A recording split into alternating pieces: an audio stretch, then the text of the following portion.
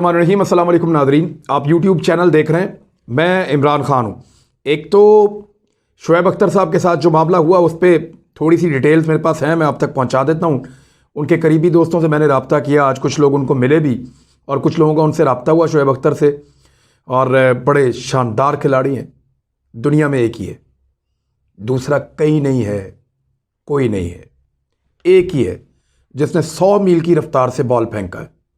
कोई दूसरा आदमी इस बॉल को इतनी तेज़ी से इतनी रफ्तार के साथ थ्रो नहीं कर सका, इतनी रफ्तार के साथ बॉलिंग कोई नहीं करवा सका, वो अकेला है। यानी मुझे याद है कि शुएब अख्तर जब क्रिकेट खेलते थे तो उनके कुछ प्रॉब्लम्स रहते थे बॉब वुलमर के दौर में, और लोग कहते थे थोड़े एग्रेसिव हैं, बातचीत करने के अंदर गुस्से वाले हैं, थोड़ा एटीट्यूड है। तो मुझे बड़ी अच्छी तरह याद है कि उन दिनों में भी डिबेट जब हो रही थी तो तब भी सीनियर लोग ये कहते थे कि क्योंकि उसके जैसा कोई नहीं है तो उसको ये लिवरेज लेने दीजिए। यानी जितना तेज अगर शुएब अख्तर बॉल कर रहे हैं, वर्ल्ड रिकॉर्ड उनके पास है, कोई आए उनसे तेज बॉल करके दिखाए और फिर वो क्लेम करे वैसा एटीट्यूड। यानी हम पाकिस्तानी बतौर पाकिस्तानी और बतौर फैंस हम ज़हनी तौर पे तस्लीम कर चुके थे अगर शुएब अख्तर रूड भी हो ना तो चलेगा, शुएब अख्तर सख्त भी हो तो भी चलेगा, शुएब अख्तर अगर खुद कोई बात सख्त कर दे, बिलो द बेल्ट चले भी जाएं तो भी चलेगा, क्योंकि उनके पास वर्ल्ड रिकॉर्ड है, वो दुनिया में एक ही है। मैं आपको याद दिलाता हूं, एक फिल्म थी, मैंने वो देखी और वो रियल वाकयात के ऊपर उन्होंने बनाई है यूनानियों ने। एक्हिलीस उनका एक बहुत ज़बरदस्त फाइटर हुआ करता था, एक्हिलीस, और ये ट्रॉय उन्होंने मूवी बनाई है। तो जो एक्हिलीस था वो अकेला ही था, उससे तेज कोई नहीं था, उससे अच्छा फाइटर कोई नहीं था। तो वो अपने खैमे में जंग में भी सो रहा होता था, उसके नखरे उठाने पड़ते थे क्योंकि वो अकेला था। जब उसके जैसे और होते तो फिर उसके नखरे ना उठाते। तो शुएब अख्तर अगर सारी जिंदगी नखरा भी करें तो आप बर्दाश्त कीजिए, क्योंकि उन्होंने आपको वो स्टेटस दिया जो दुनिया भर के बॉलर अपने मुल्कों को नहीं दे सके। इसके बावजूद उनका एटीट्यूड बड़ा हम्बल था, बड़ा आजिज़ी वाला था। डॉक्टर नुमान ने ज्यादती की है। वो एक बॉल जो है, डॉक्टर नुमान का 40 साल का करियर होगा, उस पूरे करियर के ऊपर वो एक बॉल भारी है शुएब अख्तर का। लेजेंड है, कौमी हीरो है, वर्ल्ड क्लास आदमी है, पूरी दुनिया में पाकिस्तान का नाम लेता है, पूरी दुनिया में पाकिस्तान के हक में बात करता है, इंडिया की आंखों में आंखें डाल के बात करता है। इंडियंस कितना पैसा देते हैं, कितनी शोहरत देते हैं। कई लोग जो हैं वो इंडियन के सामने जाके बकरी बन जाते हैं, मैंने देखा है, उस तरह बात नहीं करते। लेकिन शुएब अख्तर जब पाकिस्तान की क्रिकेट की, पाकिस्तान की बात आती है, पाकिस्तान के गेम की बात आती है, डट के खड़ा होता है। अभी आपने देखा इंडिया पाकिस्तान के मुकाबले से पहले जब कुछ लोग थुड़के हुए थे, थोड़े से यरके हुए थे थोड़े से, उस वक्त शुएब अख्तर आंखों में आंखें डाल के बात कर रहा था। तो ये डॉक्टर नुमान मुझे कहीं नजर नहीं आया उस वक्त। ये तजिया चलता रहता है, छोटी मोटी खिटपिट होती रहती है, लेकिन ये आपको हक किसने दिया कि आप नेशनल टेलीविजन से नेशनल हीरो को उठा दें? हो नहीं सकता। नेशनल टेलीविजन नेशनल हीरो का है, नेशन उसको देखती है। डॉक्टर नुमान, लोग आपके प्रोग्राम को इसलिए देखते हैं कि वहां पे हीरोज मौजूद हैं जिनको ये लोग दिल से प्यार करते हैं। अगर आप उनकी बेइज्जती करेंगे तो फिर कोई नहीं देखेगा। अब ट्रेंड चल रहा है, लोग चाहते हैं उनको निकाल दिया जाए, ऑफ एयर किया जाए डॉक्टर नुमान को। तो हम सारे खड़े हैं शुएब अख्तर के साथ, उनकी दिलादारी पूरी कौम की दिलादारी है। और जिस बड़े दिल का उन्होंने सबूत दिया है, जिस गुस्से के लिए या जिस तरह की उनकी तबीयत है शुएब अख्तर की, जिसके लिए वो मशहूर रहे हैं, उन्होंने उसका मुजाहरा नहीं किया, बड़े दिल का सबूत दिया, बड़ी खामोशी से उठ के चले गए। उन्होंने यहां पे भी ख्याल किया कि बैरून मुल्क से मेहमान आए हुए हैं, वो बैठे हुए हैं, तो यहां पे कोई ऐसी बात हो ना जाए, पूरी दुनिया देख रही है, मेरे मुल्क की इज्जत की बात है। तो यहां पे भी उन्होंने होल्ड किया अपने आप को।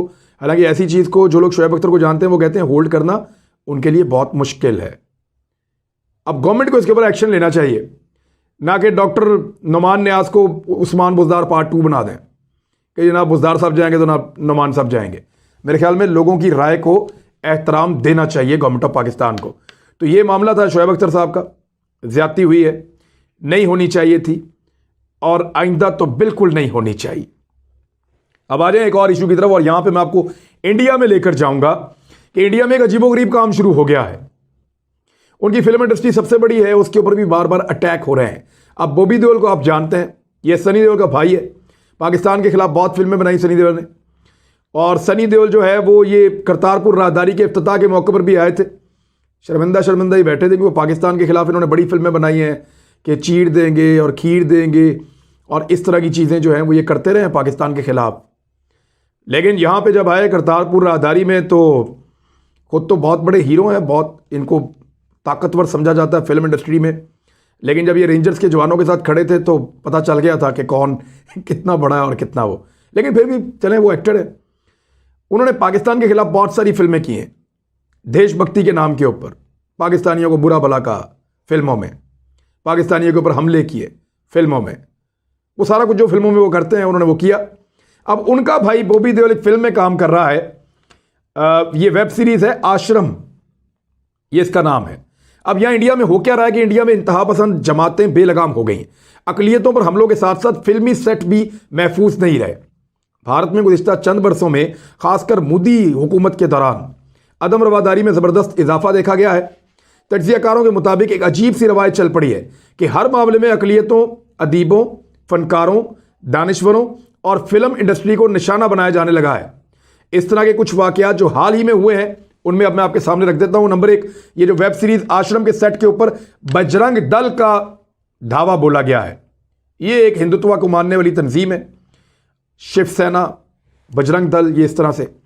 बजरंग दल आरएसएस की सरपरस्ती में काम करने वाली दाएं बाजू की तंजीमों में से एक तंजीम है और विश्व हिंदू परिषद ये उसकी यूथ विंग है।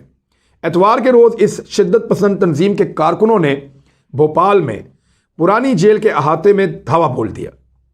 वहां बॉलीवुड के मारूफ हदायतकार हैं एक प्रकाश झा, वो अपनी फिल्म सीरीज आश्रम के अगले सीजन की शूटिंग कर रहे थे।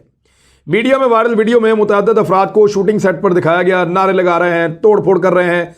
वहां उन्होंने आसपास बसें भी तोड़ दी, एक शख्स को बहुत बेरहमी के साथ पीटते हुए भी कुछ वीडियोस नजर आई हैं। कुछ और लोगों के ऊपर टॉर्चर भी किया गया है। पुलिस ने बताया कि हमलावरों ने सेट पे तोड़ फोड़ की और इसके अलावा प्रकाश झा को पकड़ के उनके चेहरे पे कालक भी मल दी।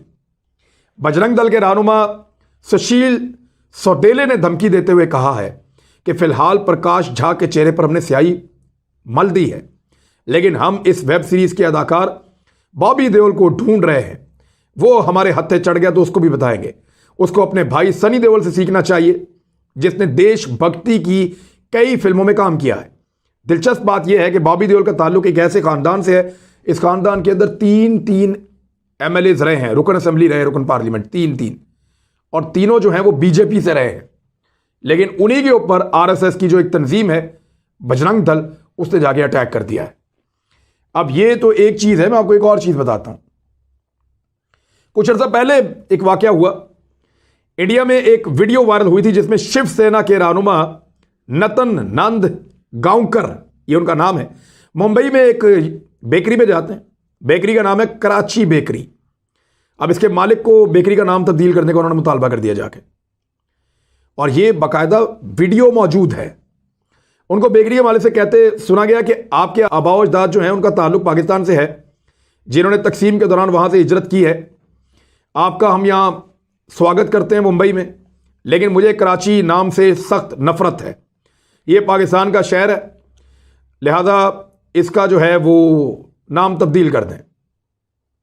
अब ये जो बीजेपी का रहनुमा है, इसने कहा इसका आप नाम बदलें और मराठी में कोई नाम आप इसका रख दें, और शिवसेना ये कहने के बाद चलेगी। और बेकरी वालों ने अखबार के साथ जो बेकरी का नाम लिखा हुआ उसको ढांप दिया, जो लफ्ज़ कराची लिखा हुआ उसको ढांप दिया।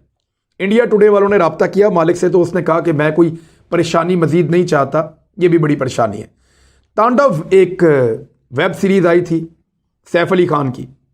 अब बीजेपी कानून साजों ने उस पर बड़ी तनकीद की थी और बड़ा मसला बन गया था। बाद में उस पर यानी इनके खिलाफ कुछ भी हो जाए छोटा मोटा, या कोई इनकी तबीयत के खिलाफ बात हो जाए तो ये पड़ जाते हैं। तो उस पर सैफ अली खान की सिक्योरिटी में भी बहुत इजाफा करना पड़ा था। जो अदाकारा हैं डिम्पल कपाड़िया, उनके लिए बड़े मसाइल हो गए थे और उनको बहुत सिक्योरिटी में जाना पड़ा था, और ये लोग अपने आप को छुपा के और बचा के चल रहे थे। एक और वीडियो आई, उसमें एक बेचारा रिक्शा ड्राइवर है, वो अपनी बच्ची के साथ है। हिंदुओं ने उस पर हमला कर दिया और उनके ऊपर टॉर्चर किया और उनको तब तक मारते रहे और कहते रहे जय श्री राम बोलो, जय श्री राम बोलो। जबरदस्ती उनसे वो नारे लगा रहे, वो मुसलमान है, वो रिक्शे वाला, उसकी बच्ची, उससे क्या नारे लगवा के आप हासिल करना चाहते हैं? बड़ी देर के बाद पुलिस ने आके उनकी जान बचाई। वो बेचारे चीखते रहे, चिल्लाते रहे और ये लगातार मासूम बच्ची के सामने उसके बाप का टॉर्चर करते रहे, बच्ची को भी अजियत का निशाना बनाते रहे। थोड़े दिन पहले एक मुसलमान बेचारा, वो चूड़ियां बेचने वाला, ये जो औरतें पहनती हैं, उसको पकड़ के बहुत मारा गया। ये हमारे इलाके में चूड़ी क्यों बेचने आता है, ये हमारी औरतों को देख, उसको पकड़ के मारा, मुसलमान है। एक फिल्म बनी थी इंडिया में, पद्मावत। ये फिल्म में रणबीर कपूर और उसकी बीवी है दीपिका पादुकोण, ये दोनों ने फिल्म एक बनाई और इसमें एक दो एक्टर और भी हैं। ये जो पद्मावत फिल्म थी, इसमें मुसलमान बादशाह अलाउद्दीन खिलजी थे, उनकी कहानी के ऊपर बनाई गई थी और इसके ऊपर कोई राजपूत मलका थी पद्मावती। वैसे मैंने इसको देखा है, वो कहानी तो वैसे रियलिटी पे नहीं है। इंडियंस में वो बहुत ज़्यादा एग्जेजरेट करते हैं चीज़ों को, कहाँ की चीज़ को कहाँ ले जाते हैं, फैक्ट्स को हिला जुला देते हैं। वहाँ प्रेशर ही बहुत है इंडिया में। वो फिल्म कुछ थोड़े से हकायक बताना चाह रहे थे तो ये सारे पड़ गए उनको, और जो राजपूत बरादरी है उन्होंने अटैक कर दिया, कुछ तंजीमें उन्होंने हमले कर दिए, कई महीनों तक फिल्म की रिलीज ही रोक दी, उसका कंटेंट तब्दील करवाया, उनके ऊपर दबाव डाला। फिर वो फिल्म चली तो उन्होंने कहा जी अब ये जो हीरोइन है इसका हम नाक काट देंगे जहां मिलेगी, ये हीरो जो है इसको हम कत्ल कर देंगे जहां मिलेगा। इस किस्म का इंडिया के अंदर रवैया है कि अब वो खुद अपने ही दुश्मन बनना शुरू हो गए हैं। यानी मैं आपको बताऊं कि मुसलमानों को कोरोना फैलने का जिम्मेदार तक इन्होंने करार दिया। मुसलमानों के साथ ज्यादती करते रहे, बहुत ज्यादती की। सब्जी वाले को नहीं आने देंगे, मुसलमानों के साथ मिलें जुलेंगे नहीं, उनको घरों के अंदर बंद करो। इवन उनके घरों को आग लगाई और उनको जिम्मेदार करार दिया गया कि ये कम्युनिटी जानबूझकर कोरोना को लोगों के अंदर फैला रही है। और तस्वीरें दिखाते थे कि ये आपस में गले मिलते हैं, कोरोना फैला रहे हैं, ये आपस में मुसाफा करते हैं, कोरोना फैला रहे हैं, हम तो ऐसे करके मिलते हैं। वो अपना ये बता रहे थे। बहुत सारा प्रोपेगेंडा किया उन्होंने, घर तक जलाए, मुसलमानों के टॉर्चर किया उनको। लेकिन जब कोरोना हद से ज़्यादा फैल गया और जब पंडितों ने अपने अपने मंदिर बंद कर लिए और अपनी अपनी संपत्ति या जिसको कहते हैं जायदाद, उसके ऊपर कुंडली मार के बैठ गए और अपने पैसे छुपा लिए उन्होंने कि ठीक है बाहर जो लोग हैं वो मरते हैं तो मर जाएं, हमारे पैसे और हमें महफूज रहना चाहिए। उन्होंने मंदिर बंद किए, अपने पैसों पे कुंडली मार के बैठ गए, अपने खजाने लपेट के साइड पे हो गए। तो उस वक्त मुसलमान उलमा इकराम ने और मुसलमानों ने अपनी मसाजिद के दरवाजे खोले। अपनी मसाजिद के अंदर, क्योंकि मसाजिद बड़ी खुली हवादार होती हैं, वहां पे उन्होंने कोरोना के वार्ड्स बनाए अस्पताल कम होने की वजह से। और फिर मुसलमान डॉक्टरों ने और दीगर डॉक्टर्स ने इन मसाजिद को बाकायदा मरीजों के इलाज के लिए इस्तेमाल किया। हिंदू मरीजों का इलाज मसाजिद के अंदर होता रहा। तो तब जाके उनको अकल आई कि हमने क्या किया, हमने एक ऐसी कम्युनिटी के ऊपर इल्जाम लगाया जो अपने मजहबी मकामात को खोलकर हमारा इलाज कर रही है। यह मजहब इंसानियत सिखाता है। बहुत सारे लोगों ने इससे सीखा, लेकिन जो इंतहा पसंद है उनको यह बात समझ नहीं आती। अभी हाल ही में एक राजस्थान में स्कूल टीचर हैं और टीचिंग के शोबे से वाबस्ता हैं, तो उस्ताद की इज्जत होती है, वो मुसलमान हैं। उन्होंने पाकिस्तान के जीतने पे, जो इंडिया के साथ मैच हुआ उस पे जीतने पे उन्होंने विक्ट्री का स्टेटस लगा दी, नौकरी से ही निकाल दिया, उनको फारग कर दिया। ये तो उनका सब्र है। यानी हमारे यहां पे बहुत सारे मैंने नौजवान देखे विराट कोहली के फैन हैं, वे कहते हैं बहुत जबरदस्त प्लेयर है, किसी को नौकरी से नहीं निकाला। बल्कि मैंने कई लड़कों के पास शर्ट्स देखी हैं जिसपे पीछे विराट लिखा हुआ है, कोहली लिखा हुआ है।